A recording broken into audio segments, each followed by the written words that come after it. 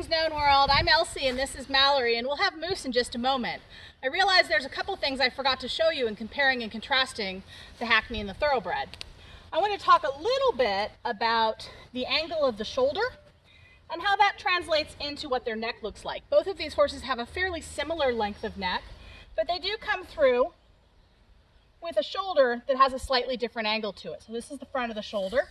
And you can see, for comparison purposes, how that comes off. The other part that's a little bit different between the two is the angle of their hip and the angle that the croup, so the top of their rump comes back.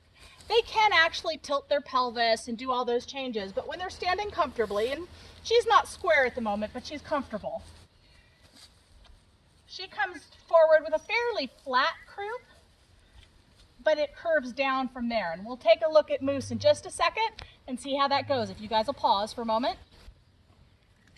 And this is Mousse. If we take a look at his shoulder, we can see the angle that it comes forward. We can see that his natural stance is a little more straight up in his shoulder, a little more upright through his neck.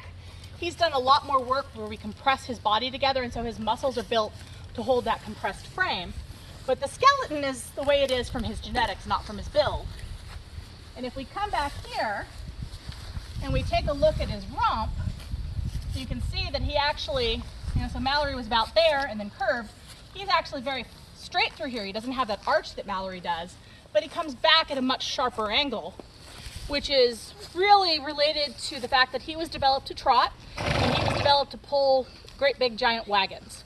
So when we're riding, we make some adjustments in the sorts of exercises he does so that he can physically keep up with the things that we're asking him to do.